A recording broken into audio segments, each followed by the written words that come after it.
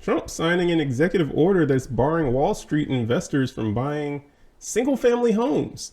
And this is all in an effort to try and decrease home prices So by.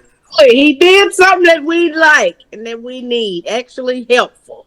Yes, I agree. It only took him a year. I was happy to see this, honestly. And I mean, obviously I'm a big proponent of real estate and own investment properties, i.e. a single family home, that's an investment. But this is different than your onesie twosie people that own, a couple of single family homes as investments. This is talking about, Wall Street, big companies and corporations that are Wall buying up Street. hundreds and thousands of single Whole family homes, subdivisions. whole Yeah. subdivisions, whole a good portion of a city, even in a city as large as Atlanta, it's like 10% of the rental family homes are owned by like three companies. So I mean, you're controlling a large, swath of people, if you will, just with rental rates and the control you have to kind of dictate how much you're receiving in rent, the more and more you own of the land in that area. Right. But no, I was happy to see this. I was like, you know what? This is something I can agree with. So he put in this, sorry, you hear my phone going off. So he put in this thing that buying and owning a home has long been considered the pinnacle of the American dream and a way for families to invest and build lifetime wealth. Trump's orders read, but because of the recent high inflation and interest rates caused by the previous administration, he had to throw that in there. Was it though? Because nothing is the current administration's fault, or nothing is just a product of whatever's going on in the economy. It's always, let's blame our predecessor. Oh, sleepy Joe Biden. I hope he's somewhere taking a nap. Boy, I tell you, won't let the man rest. You know what? I thought before, I was like, you know what? Joe's probably like, I should have ran again. I should have just stayed in the race and beat him once more. I beat him last time. I beat him again this time. I should. I don't think he would still be in the land of the living if he had. He barely hanging on now. Bless his heart. Oh my goodness. Yeah, I think he had prostate cancer. Personally, I think he had prostate cancer before he left office, and I think that's why he didn't run again. Because it was too soon after he left office that they announced. Yeah. Yeah. That's just my opinion, though. Was that I'm an a announcement conspiracy theorist. Was that an announcement that came out? Yeah, like that he has prostate cancer? Yeah. Google it. Google Joe Biden prostate, and I'm pretty sure. Yeah, that's something I never thought I'd Google, but learn about Joe Biden's prostate. Oh Lord! Ain't no telling what. Definitely, if you Google them 3 words, do not click on images. Make sure you put cancer after that. Just read the articles. Just read the articles that come up. Yeah. That'd be the time that the wife. Okay. That'd be the time the wife come behind me. She'd be like, "What you looking at?" I'm like, "Oh no, I was trying. It was. Did you know Joe Biden had prostate cancer?" You cannot explain that one away. That'll be the one time she come up behind you. I was like, "This ain't my thing. I heard he had cancer, and I was just trying to see if he had cancer."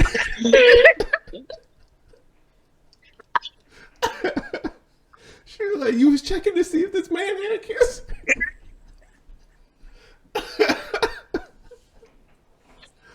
Yeah. Oh God. Yeah. But yeah, honey. Oh, y'all don't forget to like, share, comment, and subscribe, honey. Yeah, this would be a good time to do that. Ain't no telling what we gonna be out here talking about. Oh, yeah. So about those homes. but yeah, I was happy to see this though. I was happy to see that something is being done to slow the institutional investors, because I know for a fact, actually, I really do wish that this had been something that was done back in 2019, A couple years ago. Yeah. 2020, because I feel like by and large, most of America would have been a little bit better off if this had been done in 2019, because we all know in 2020, the world flipped on its head with COVID and interest rates fell through the floor. There were so many people trying to get homes at that point. And it's like, and this was the perfect opportunity for them to become a homeowner, have a super low 2%, 3% interest rate. And they actually qualified now. So many, millions of people who couldn't qualify before, they actually qualified now. And it was a time where investors, Wall Street investors, big hedge funds, whatever, are like, this is an opportunity to make a real estate play. We can get so much real estate at such a low interest rate and just turn them all into rental properties and make people renters. And that's what happened, because when you have deep pockets, and you can see, and you're staring down the barrel of a 3% interest rate, then it's like, oh, well, yeah, we can pay $20,000 more than asking because we're only paying 3% on it anyways. And we got millions of dollars. What's an extra 3% on $20,000? So they were overpaying for prices or for properties. People couldn't overpay for properties. They so much was bought up in that, 2-3 years of the pandemic that, yeah, I think it just did a disservice. I wish this had been done so much sooner. And, let's see, when the pandemic started, I'm trying to think, who was president at the time? I'm sure people can wears a toupee. Does he wear a toupee? Is that a toupee? The world may never know. It's definitely a comb over for sure. Yeah. Same person. Yeah. He was the president at that time too. Yeah. And honestly, I feel like COVID wouldn't have been so bad had he not been president. Mm-hmm.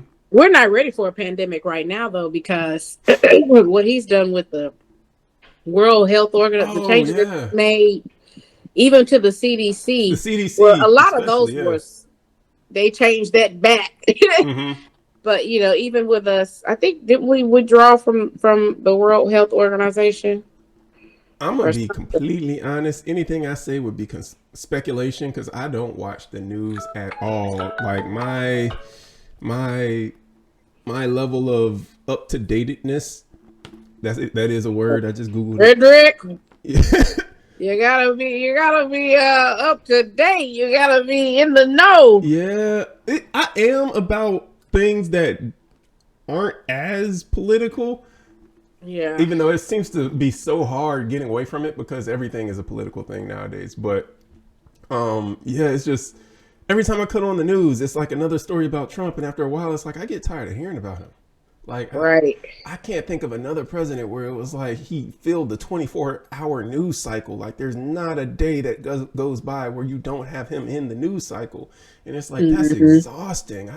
And it's always something negative that he's doing. And it's like, that's exhausting. I like the. That's why this story is just so refreshing. Yeah, it actually was. Well, it's refreshing to the little people, the normal, average, everyday human being like you and I. But the investors and the really rich and the corporations, I know that they're probably mad about this particular executive order. I have in my mind this image of like this little fella sitting on top of a hill of money, like millions of dollars, just upset because someone made an order that won't allow him to continue to grow his hill more and more. Meanwhile, the little people are like, thank you.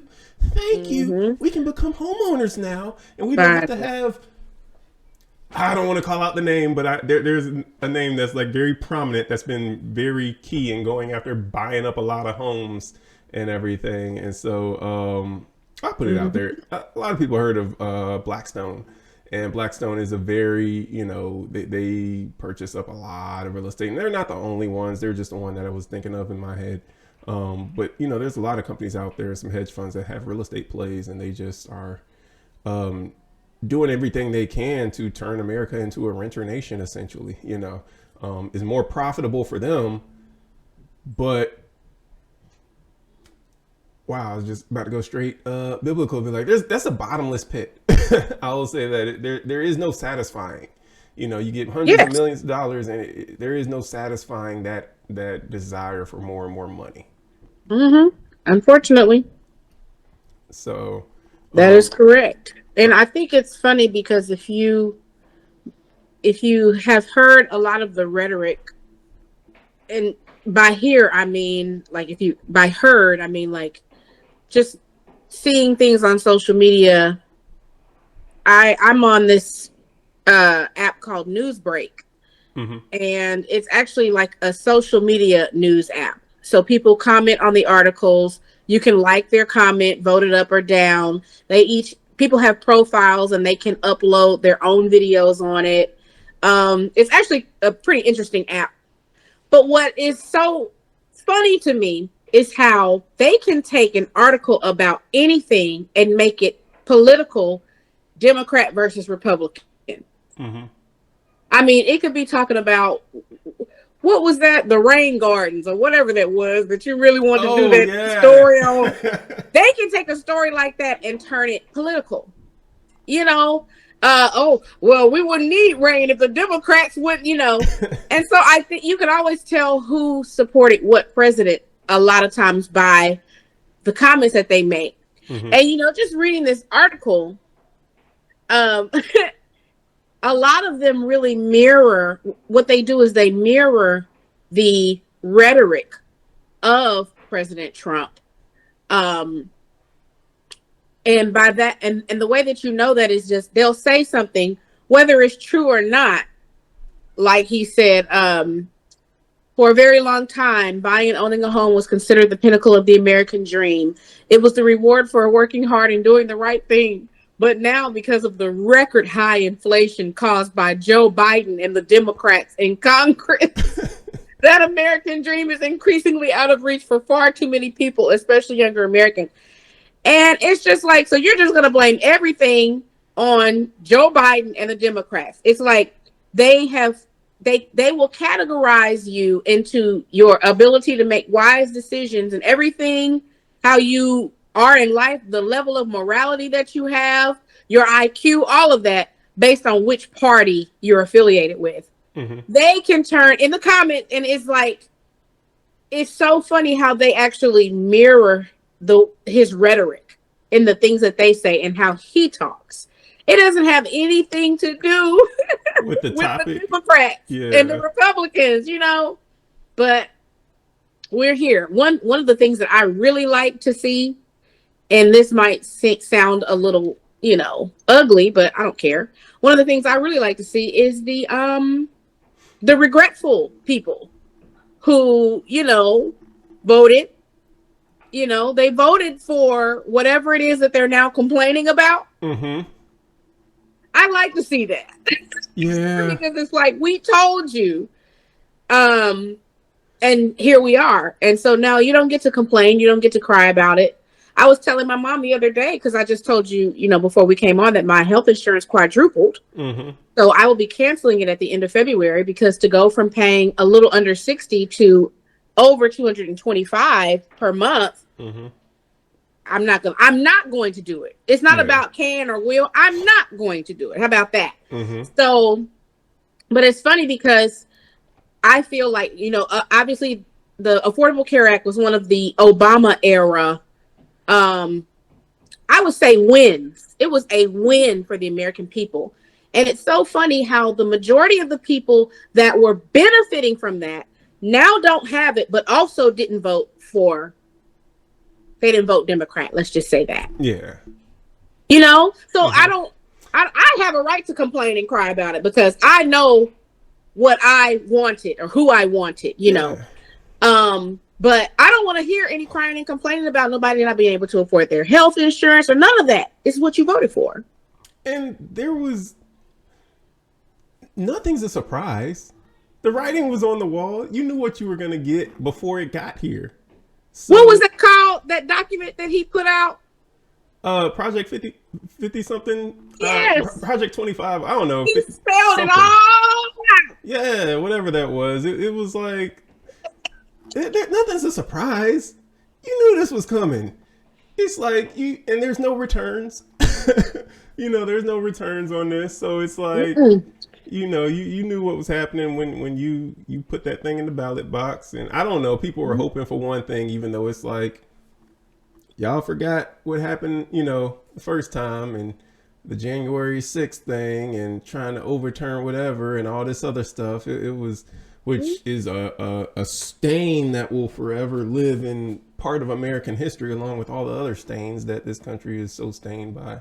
But Yep. The next biggest stain is to see him try to go for this third term, and what exactly he's going to do if they refuse him a third term. No president in the history of the United States has ever had a third term. oh, But then again, there have been so many firsts. there were a couple.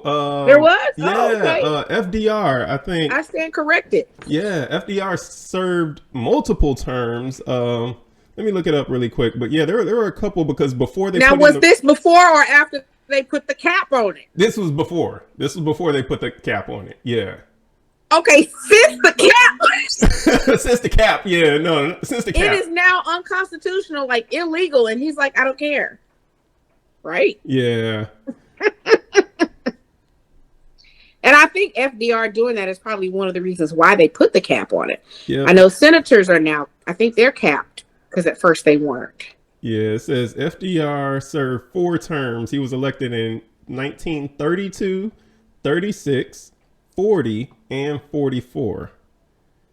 He'd still be president if he was still alive. They really liked him, huh? Yeah, it said he held office from March 1933 until his death in April of 1945. So it's like he stayed there pretty much until he died. It was That's like the only reason he got out of office. He said they gonna have to drag me out. Yeah, so I mean, it was, apparently he was a very loved president, but I mean, and part of me would like longer terms, maybe starting with the next president, but part of me would like longer terms, because I feel like it is, we go in one direction and then we backtrack, we zigzag into something else, and then you go in one. And if you know anything about anything, whether it's a business or whether it's developing a skill in life at playing piano, or you're trying to develop a craft and maybe you want to become a better writer, or you want to become a better illustrator, whatever it might be, you have to go in a direction and stay in that direction long enough to actually start seeing progress. And so, yeah, it's like, you want to learn piano? Okay, cool. You can't go to piano and then, okay, I'm going to play guitar today. And no, we're going back to piano. And no, I'm going to go learn this. And no, I'm going to violin. It's like, we're just back and forth. And, it's like we can't make the progress that we should have made as a major country in the world. It's like we're backtracking consistently because we're constantly arguing with each other about each other.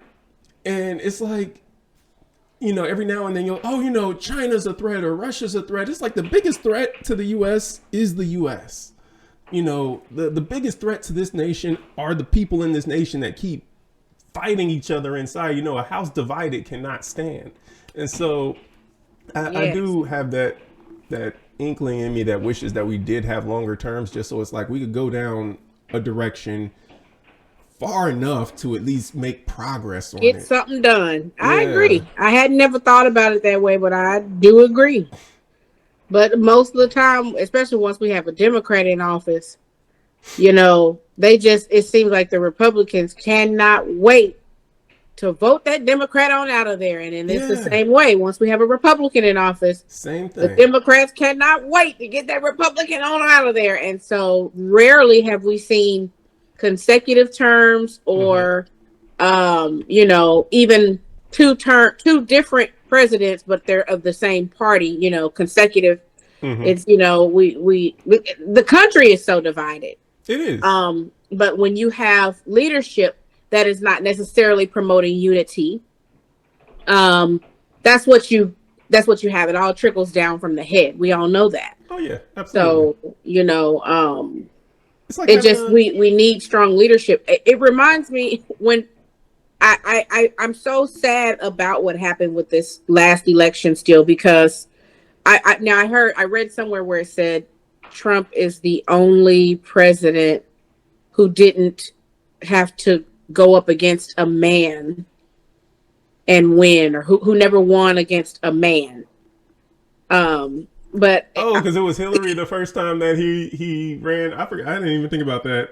and Kamala the second time, like, But how they does were it feel both, being I the think, only more president? qualified. I think both of those ladies were more qualified. Right. Both of them. You know, So how does it feel being the only president that never went up against a man? yeah, So, I think both and of them are that's more qualified, and I think that speaks to the country too, where you got two ladies that are more highly qualified. Like President Obama said, I don't think there's ever been a presidential candidate more qualified than Hillary Clinton. She served as Secretary of State. She's been the First Lady. I mean, she's been in all these offices. She knows how the whole thing works. yes, and poor Kamala. Mm-hmm. Do you remember that Austin Powers movie where I think it was one of his characters? Oh, it was Megan Good, and she was black. Obviously she's black. And when she came on the screen, whatever character that Austin Powers was playing at the time, he just kept saying black, because like, here's this beautiful woman, but all he could see was the color of her skin. Exactly. She was like, "Hi, my name is such and so," and he was like, "Black."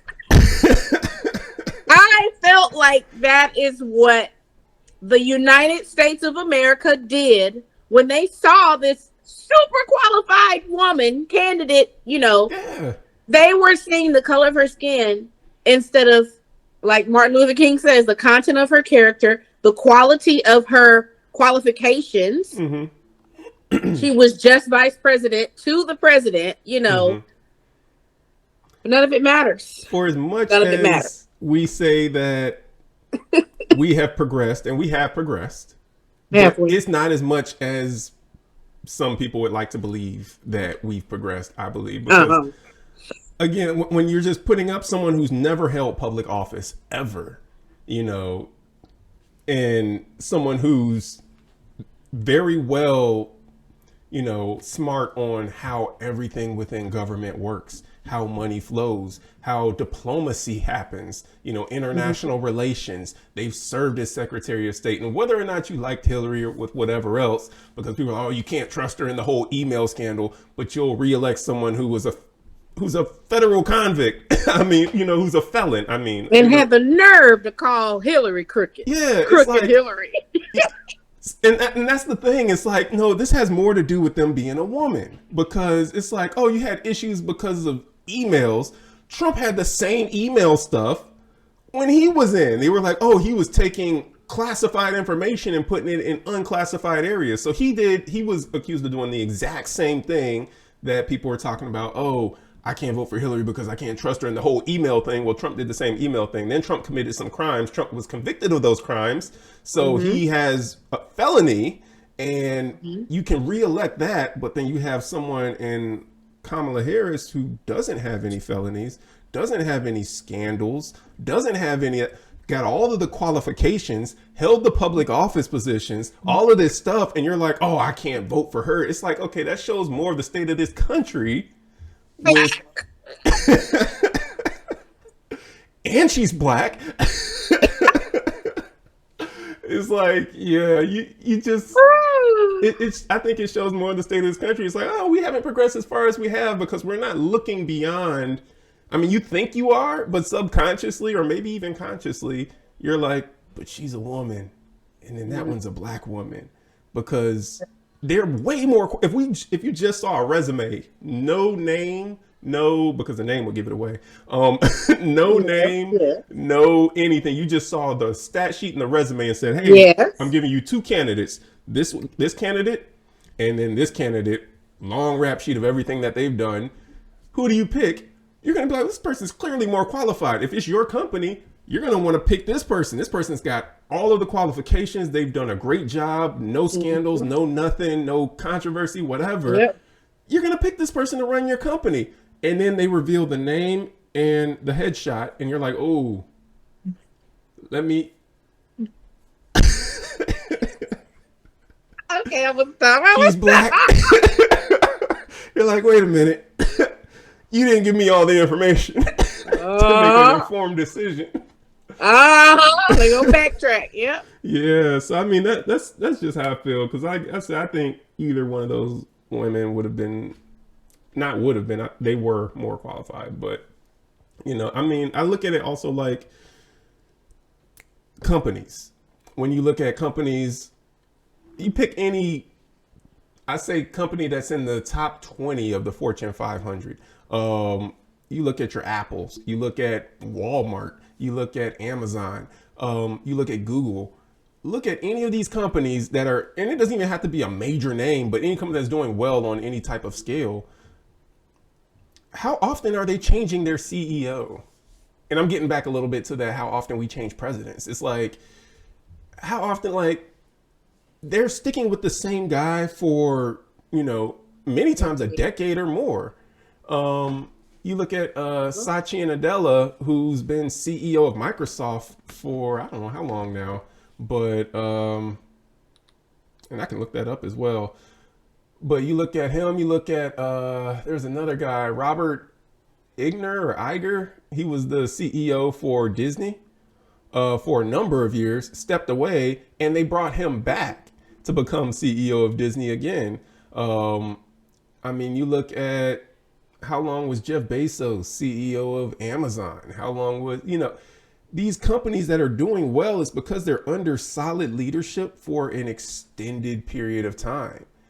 We get a competent, solid leader, and then after 4 years, it's like, all right, time to re-up and, let's go after somebody different.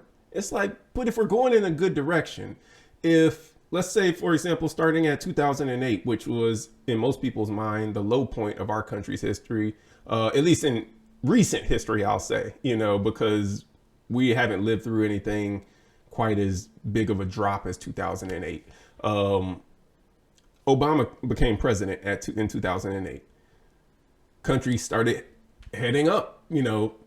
Things were getting better. Housing market was recovering. The auto industry was recovering. He got the healthcare, Reform Act passed. All this stuff was going good. And then after 2 terms, it's like, okay, that's it. No more. It's like, well, if things are going good, if you're a sports team, you're not going to say, now let's fire the coach and see who else we can bring in here. No, you're going to be like, this guy's doing good. Let's keep him in the position of coaching this team because he's got this team going in a winning direction. If the company's doing well, you're not going to let's ask the CEO and let's get someone else in here. No, this guy's clearly going in a winning direction. Let's keep this thing rolling. I feel like we're one of the few countries that, it's like we look for reasons to get rid of people if you're not on the side of the aisle that they're on, essentially. I think that's just a flaw. We're just so divided in this country, which is ironic because we call ourselves the United States of America. The divided states of America. Yeah. That's what we really should be. It's so ironic. Mm-hmm. But, I was thinking the other day, I said, I sure wouldn't mind if Obama ran again, but I know he said, forget that. I'm done. I ain't coming back. Don't bother me. I'm going to enjoy the rest of my life. I wouldn't do it if y'all paid me triple the salary. Is that what he said? No, but I'm sure he would. Oh, yeah. Because his wife showed in because they was trying to get her to run, Michelle. I think that I wouldn't. He knows, and by he, I mean, I think the current president knows that he would have, if he opened it up to a 3rd term and people agreed on that, I think one of the things I heard is he would want it to start with him moving forward, because I think if you go backwards. Oh yeah, we're not retroacting. No, we're not. Like, you don't want to go against Obama because you know what would happen if you went up against Obama. More World War III, call you out on all your nonsense. Oh yeah, you know what would happen if you went up. I mean, there was red states that turned blue just to vote Obama in the office. I mean, yeah, you know what would happen if that were to happen. Trump would not be winning a 3rd term if it was retroactive and Obama could run again. Yeah. I mean, if I don't think he would even want to, because Trump just made sure that he made that man's presidency as much of a nightmare as he could. Questioning his citizenship, questioning his every decision. It just I wouldn't want to go back through that. Not if Trump was alive. Now, Trump went to the upper room or the lower room, whatever you. That might be. One or the other. Well, eventually he's got to go to the upper room because everybody's got to stand or kneel. And then that trap door open.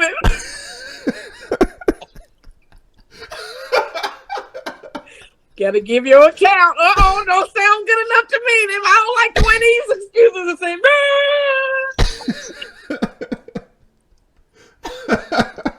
oh my goodness. Oh, that's horrible. Let me be quiet. I need to make sure my own soul salvation is worked out. Let's talk about nobody else. Woo, let me make sure I'm right. Let me make sure I'm put together. But be a long line of people up there. Some people, I told you so. I told you so. Yeah. But he has one check to his, in his good column, and that was stopping all of these Wall Street people from buying up all these houses.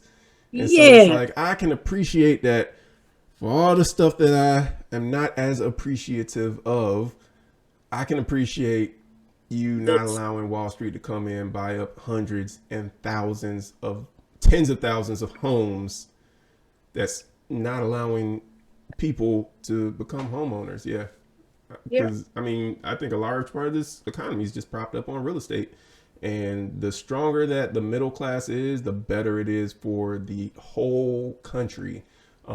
It's not as good for the whole country, despite what you might think, to have a few rich people at the top and everybody else begging for crumbs. It's like, I know you'd like some rich people at the top, they like to have it that way, but yeah, it's better when everybody is winning. So yes, absolutely. All right, well, good stuff. And till next week, make sure you tune in to the next episode of Greatest Asset Community Podcast, which will be dropping on Friday. Stay warm because it's been cold wherever you might be listening from. At least it's been cold in Atlanta. We're supposed to have some freezing temperatures this weekend. 10 degrees and windy. Yeah. And but I'll be warm where you can tune into Home Finance Hacks on Tuesdays, 7 p.m. Eastern Time. We going live. Till next time, take care. Be blessed. See you next week.